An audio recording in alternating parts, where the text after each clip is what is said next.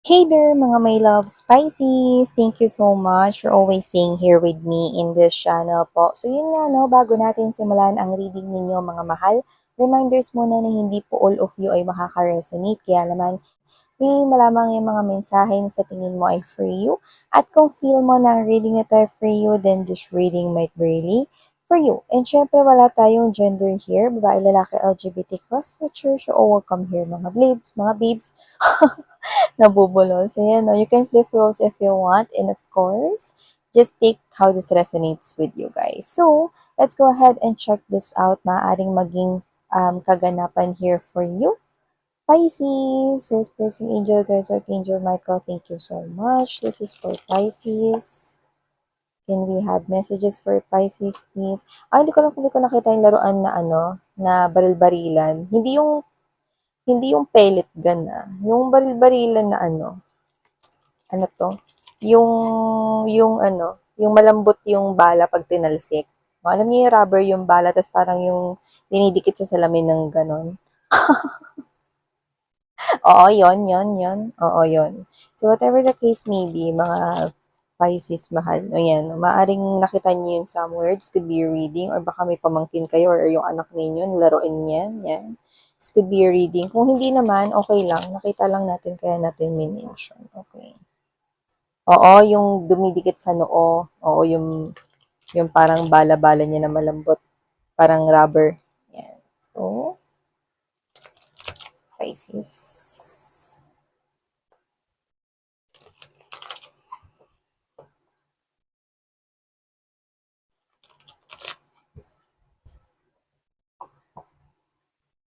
Okay.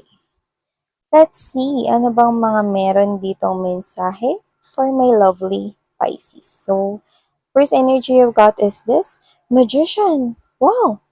A lot of you okay, is may mina-manifest. You could be dealing with Aries, but doesn't have to be. Same placement kayo dyan. So, nakikita ko dito na this 2024, meron kayong strongly mina-manifest rito at nagpo-focus kayo, like literally na hindi kayo kumakawala sa ganyang energy. Kasi parang yung energy na kuha ko dito, parang tagal mo nang mina-manifest yan and you want it to receive now. But, this is you. No, nakikita ko rito na kung ano man yan, makukuha mo na yan. You are the manifester right here of whatever it is that you're manifesting.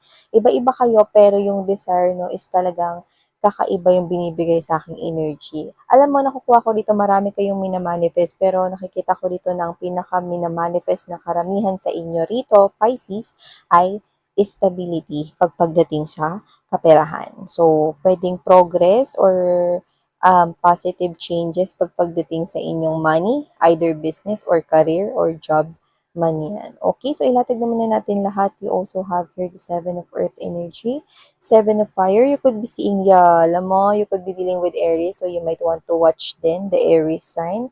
Kung hindi man kayo dealing with Aries, okay lang yan. You could be dealing with any zodiac sign naman. Binanggit ko kasi nakikita ko rito. Kasi Aries also, nag-appear din kasi ang mga sevens sa kanila. So, pwede you could be seeing here a lot of seven. Ibig sabihin, may pinaparating talagang mga spiritual messages sa inyo, no? Ang inyong mga angels and guardians at si universe rito. Okay? So, ilatag na natin lahat mga mahal. Okay? Yung iba matagal nyo na pinagdadasal na makaalis na kayo no, sa anumang mga parang may kinalaman sa nakaraan. I'm seeing you healing. Nakikita ko rito na talagang pagaling ka na this 2024, tuluyan mo na talagang tatalikuran ng nakaraan. Yung iba, doesn't have to be na um, connecting pa kayo ngayon sa mga tao na yan or connecting pa kayo sa past, no? Like literally, nakakausap niyo pa. Yung iba matagal nang tinapos yun, connection, kung tao man yun noon, no? Nakikita ko rito na nakakabit pa rin kasi sa energy niyo yun kasi nagdulot yun ng parang matinding emosyon. So, kung ano man yung emosyon na yun, pwedeng yun ay heartbreak, heart pain, no? Or mabibigat na sitwasyon sa inyo noon. Pero nakikita ko na unti-unti na kayong nakakaalis doon at 2024 is the year kung kailan tuluyan na kayong makalalaya sa ganyang klase ng energy. Na matagal kayong na-stuck dyan, nakikita ko na yung healing sa inyo finally. Yan, no? Yung iba, nakita ko rito, no, na meron kayong hinihintay. Oo. Eto, hindi 'to para sa lahat. Sa iba sa inyo nakita ko may hinihintay kayo rito Pisces 'no, tao yun. Yung hinihintay niyo rito 'no, hinihintay niyo siya rito na mag-apologize sa inyo, pero hindi mo naman siya hinihintay na makipagbalikan sa kanya. Pero hinihintay mo na sabihin niya yung sorry or humingi siya ng tawad sa'yo. I'm seeing this person coming towards you. Medyo ano lang, medyo nagiging bahag ang buntot, okey? So, ayan, narinig ko kasi yun 'no, kaya sana tama yun.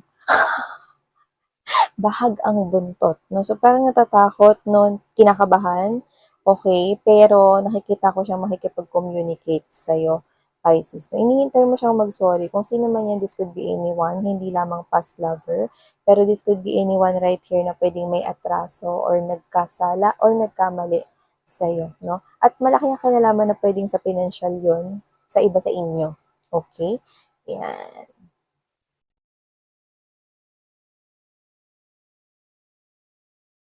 Hmm. Okay.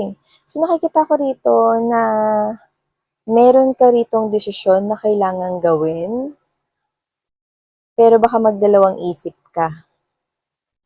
So, kung ikaw 'to na meron kang ka-in relationship right now or may kausap ka, ganyan, or may asawa ka rito, nakita ko sa'yo ng oportunidad sa malayo, maganda yung oportunidad na yun. So, puwedeng kaperahan yun 'no. Darating ito 'no ng hindi mo inaasahan pero nakikita mo or makikita mo itong oportunidad na 'to na maganda. Like magiging maganda yung future mo diyan or makakapag-ipon ka diyan. So, trabaho yan sa malayo na or oportunidad sa malayo na magpapaganda ng buhay mo.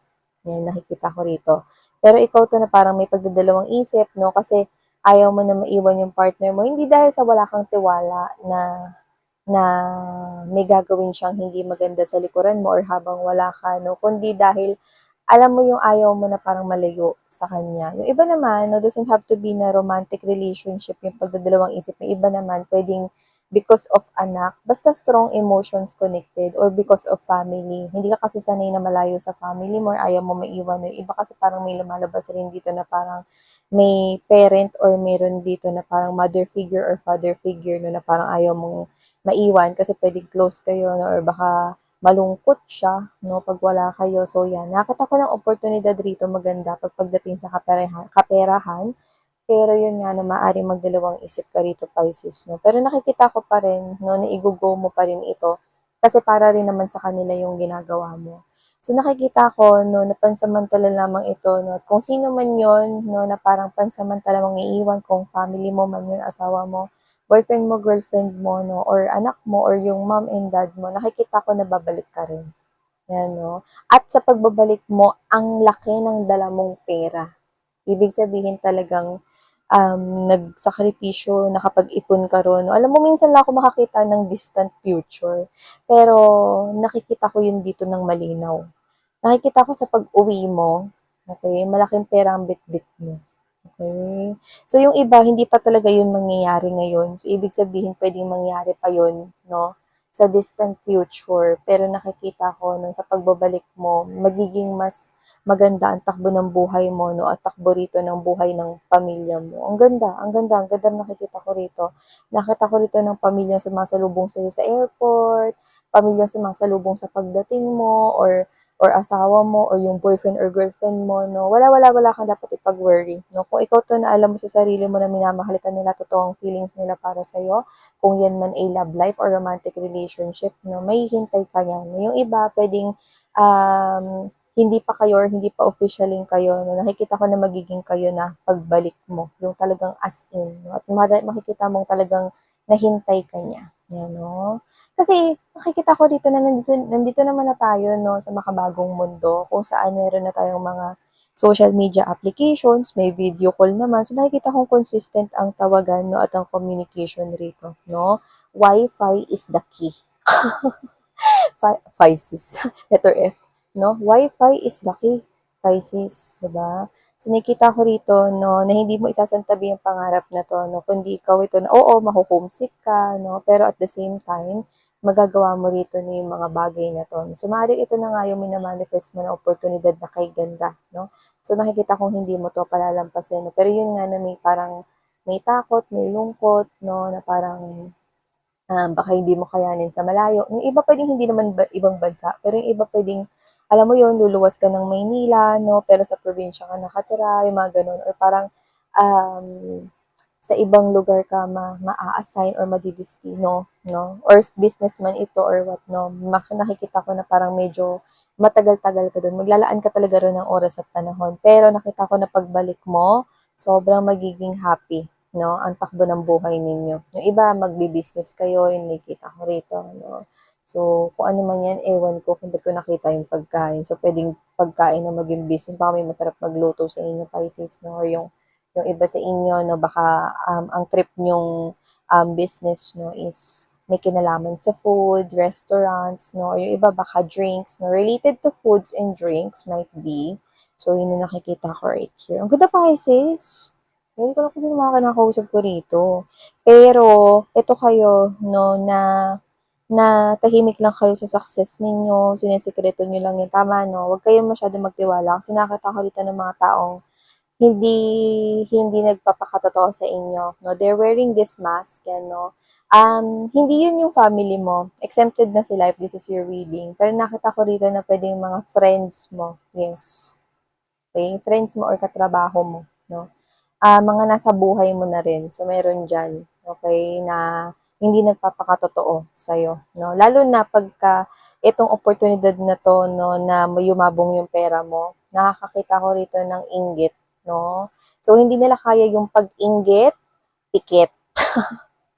So, whatever the case may be, may nakikita ko rito. Just keep quiet 'no, sa success na ito, Pisces. So, yeah, ito ang mga mensaheng nakuha natin. Beautiful ha? So, very beautiful right here 'no.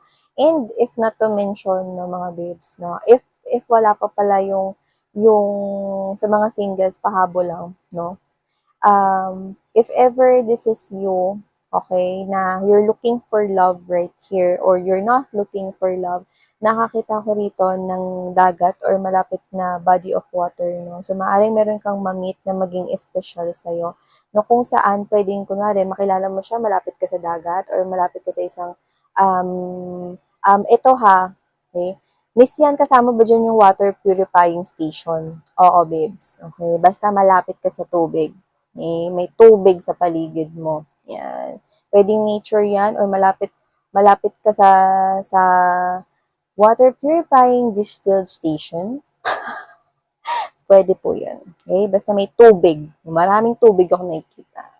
So, yan. Okay? There could be someone here na maging special sa'yo. So, thank you so much, Pisces. Sarang Hail, Love, and Light.